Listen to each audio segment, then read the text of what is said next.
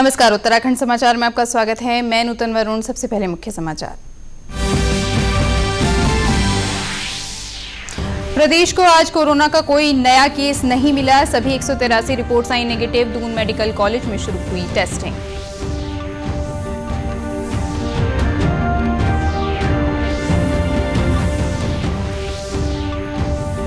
Cabinet मंत्री मदन कौशिक बोले, प्रदेश के ग्रीन जोन में कल से मिल सकती है राहत। प्रदेश सरकार तैयार कर रही है गाइडलाइंस। देहरादून में जारी रहेगी सख्ती।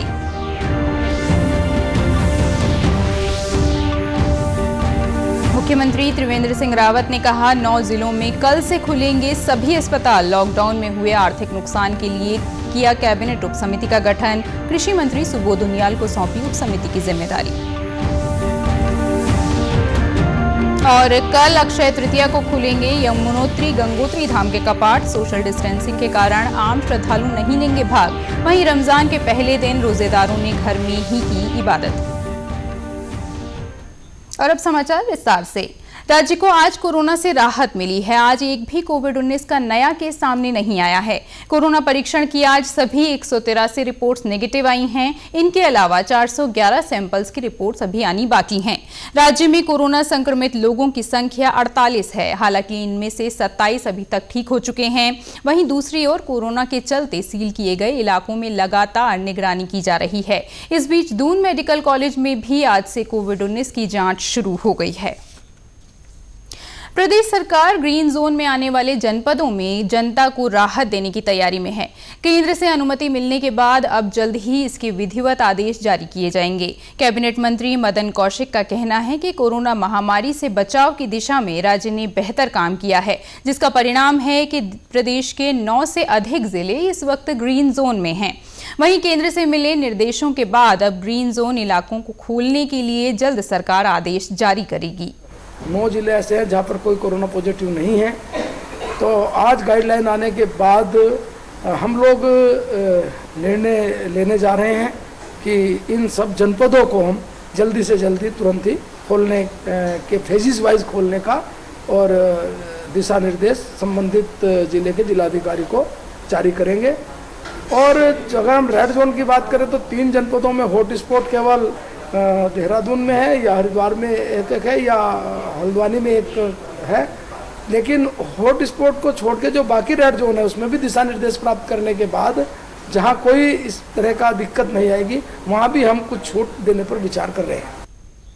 उधर देहरादून के जिलाधिकारी आशीष श्रीवास्तव का कहना है कि देहरादून जिला रेड जोन में है, इसलिए देहरादून से ग्रीन जनपदों में कोई भी व्यक्ति नहीं जा पाएगा। इमरजेंसी को देखते हुए जिला प्रशासन पास जारी करेगा। जिलाधिकारी के अनुसार अब तक देहरादून जिला प्रशासन को 35,000 ई पास के लिए आवेदन प्राप्त हो चुके हैं, जिनमें से मात्र 12,000 लोगों के ही पास बनाए गए हैं, जिनको वास्तव में जरूरत थी। जो पास हैं वो सिर्फ इसेंशियल सर्विसेज के लिए हैं और इमरजेंसी के लिए हैं।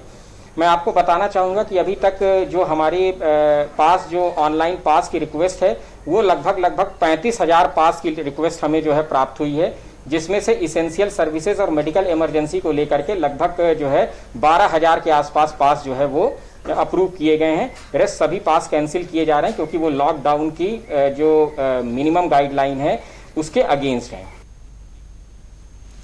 मुख्यमंत्री त्रिवेंद्र सिंह रावत ने कहा है कि कल से उत्तराखंड के 9 जिलों में जिनमें कोरोना का कोई मामला नहीं है वहां अस्पताल खुल जाएंगे और आम जनता का इलाज पहले की ही तरह शुरू हो जाएगा। मुख्यमंत्री का कहना है कि कई तरह की बीमारियां मौसम परिवर्तन के बाद होती हैं, जिसके लिए अस्पतालों का खुलना जरूरी है। सरकार ने कुछ निर्णय लिए हैं। एक तो उत्तराखंड के जो हमारे 9 पहाड़ी जनपद हैं जिनमें कोई भी कोविड-19 का पेशेंट नहीं मिला, वो अस्पताल अब पूर्व की भांति खुल जाएंगे और आम जनता का इलाज जैसे पहले करते थे उनका इलाज अब इन अस्पतालों के माध्यम से कल से ही ये प्रारंभ कर दिया जाएगा। इस बीच कोरोना महामारी के चलते उत्तराखंड के आर्थिक नुकसान को लेकर मुख्यमंत्री त्रिवेंद्र सिंह रावत ने कैबिनेट की उप समिति का गठन किया है, जो प्रदेश में आर्थिक नुकसान का जायजा लेगी। समिति कृषि मंत्री सुबोध उनियाल की अध्यक्षता में बनाई गई है। समिति में राज्य मंत्री धन सिंह रावत और रेखा आर्य सदस्य के रूप में शामिल किए गए हैं। सरकार ने एक निर्णय लिया है कि एक मंत्रिमंडलीय उप समिति कोविड-19 की वजह से जो अर्थव्यवस्था को नुकसान हुआ है उसकी हम कैसे भरपाई कर सकते हैं, कैसे हम लोकल रोजगार पैदा कर सकते हैं, अपने नौजवानों को काम दे सकते हैं और जो गरीब लोग हैं हमारी उनकी आर्थिकी हम कैसे मजबूत कर सकते हैं, इस दृष्टि से एक समिति श्री सुबोध उनियाल जो हमारे वरिष्ठ मंत्री हैं, कृषि मंत्री हैं, उनकी अध्यक्षता में हम बना रहे हैं। वहीं मुख्यमंत्री त्रिवेंद्र सिंह रावत ने कोरोना महामारी के दौरान गांव लौटे प्रवासी उत्तराखंडियों से कहा है कि वे अपने गांव में ही स्वरोजगार अपनाएं। उन्होंने कहा कि राज्य सरकार प्रवासियों की हर संभव मदद करेगी। गढ़वाली भाषा में पौड़ी के युवाओं को प्रेषित पत्र में मुख्यमंत्री ने कहा कि प्रवासी उत्तराखंडियों ने देश विदेश में रहकर अपनी मेहनत से अपनी पहचान बनाई है। मुख्यमंत्री त्रिवेंद्र सिंह रावत ने रमजान का पाक महीना शुरू होने पर मुस्लिम समुदाय को बधाई दी है। उन्होंने अपील की है कि रोजों के दौरान घर से ही नमाज पढ़ें और सोशल डिस्टेंसिंग का ध्यान रखें। रमजान का महीना आपसी भाईचारे और सौहार्द का संदेश देता है। रमजान के दौरान मुस्लिम धर्मगुरुओं, उलेमाओं से मेरा अपील है कि कोरोना महामारी के खतरे से बचने के लिए और लॉकडाउन को देखते हुए घर में रहकर ही इबादत करें और सोशल डिस्टेंसिंग का पूरा अनुपालन करें। ऐसी व्यवस्था उनको दें कि ताकि इस महामारी से हम एकजुट होकर लड़ सकें, जीत हासिल कर सकें। कल शाम चांद नजर आने के बाद देहरादून के शहर काजी ने माह रमजान का ऐलान कर दिया। आज रमजान का पहला रोजा है।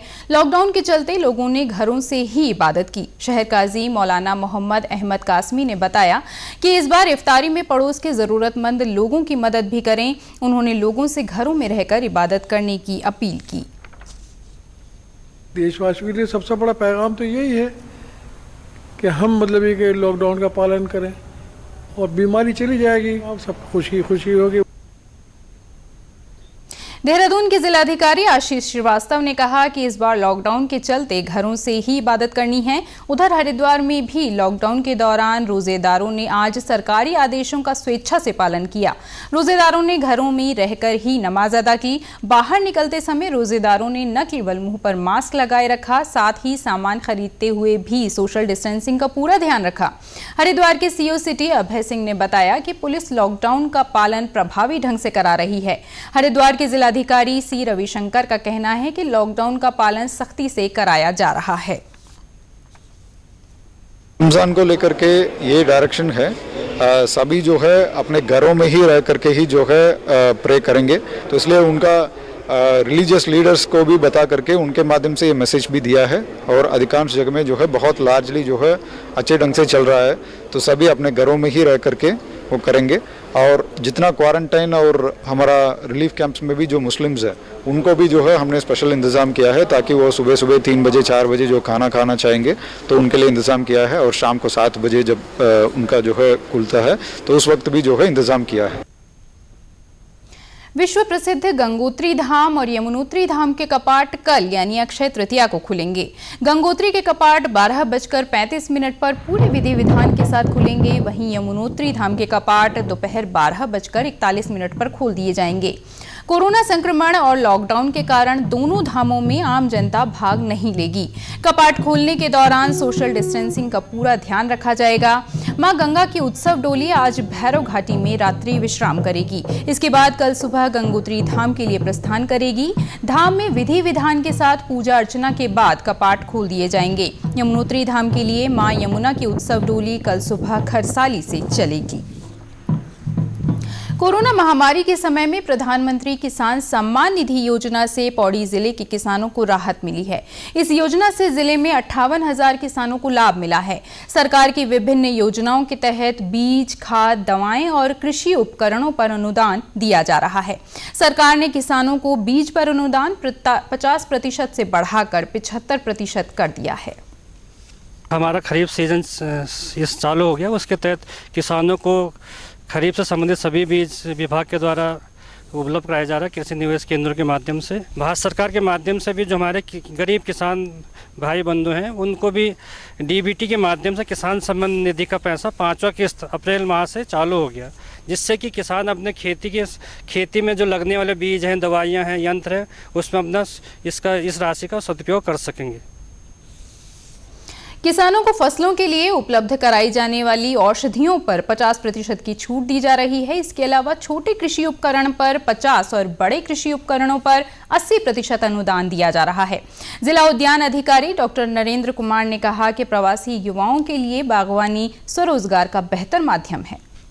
मंशा ये है कि जो लोग वापस आए हैं उनको बागवानी के माध्यम से यदि जोड़ा जाए और उनको कुछ जितने भी हमारी योजनाएं चल रही हैं उसको जो है उनको अडॉप्ट करने के लिए जो है उनको प्रेरित किया जाए, तो मैं समझता हूं कि बहुत अच्छा काम यहां पर हो सकता है।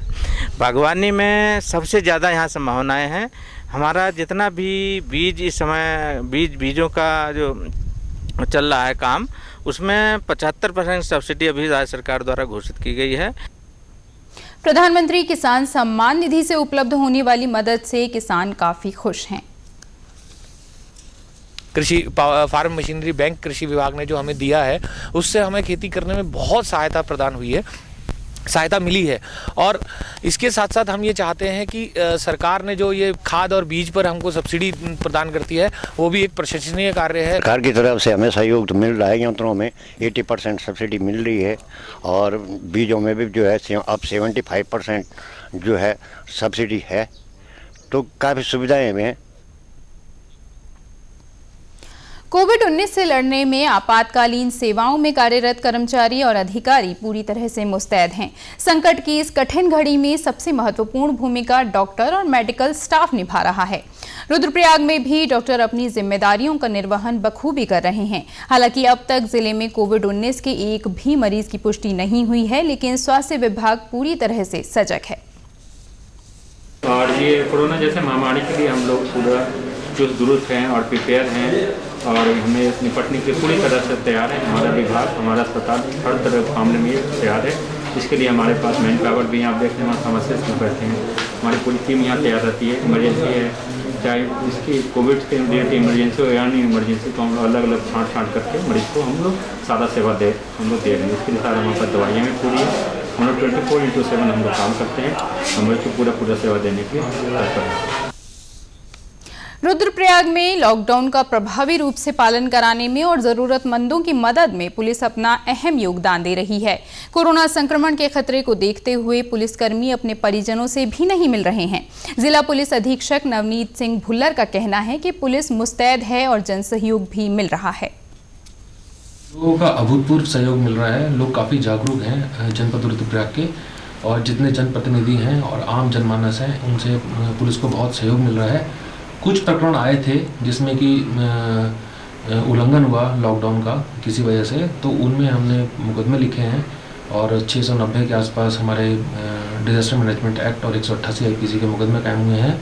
और जिन वाहनों ने उल्लंघन किया वो वाहन सीज किए गए हैं और मोटर यातायात अधिनियम 1988 के तहत उनके खिलाफ कार्रवाई की गई है।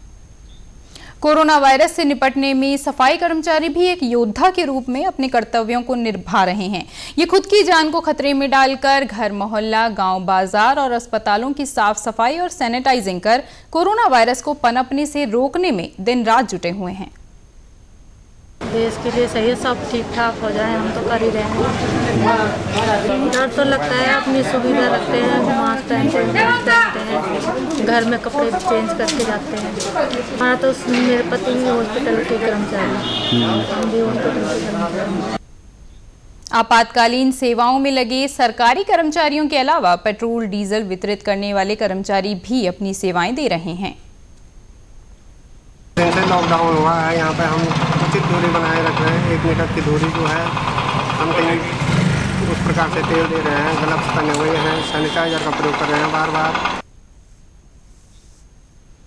उत्तराखंड के समाचारों में बस इतना ही। चलते चलते मुख्य समाचार एक बार फिर। प्रदेश में आज कोरोना का कोई नया केस नहीं, सभी 183 रिपोर्ट्स आई नेगेटिव। दून मेडिकल कॉलेज में शुरू हुई टेस्टिंग।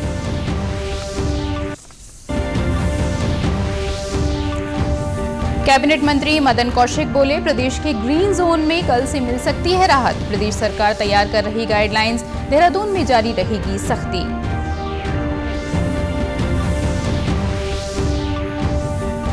मुख्यमंत्री त्रिवेंद्र सिंह रावत ने कहा, 9 जिलों में कल से खुलेंगे सभी अस्पताल। लॉकडाउन में हुए आर्थिक नुकसान के लिए किया कैबिनेट उप समिति का गठन। कृषि मंत्री सुबोध उनियाल को सौंपी उप समिति की जिम्मेदारी। और कल अक्षय तृतीया को खुलेंगे गंगोत्री यमुनोत्री धाम के कपाट। सोशल डिस्टेंसिंग के कारण आम श्रद्धालु नहीं लेंगे भाग। वहीं रमजान के पहले दिन रोजेदारों ने घर में ही की इबादत। इसी के साथ समाचार समाप्त हुए। नमस्कार।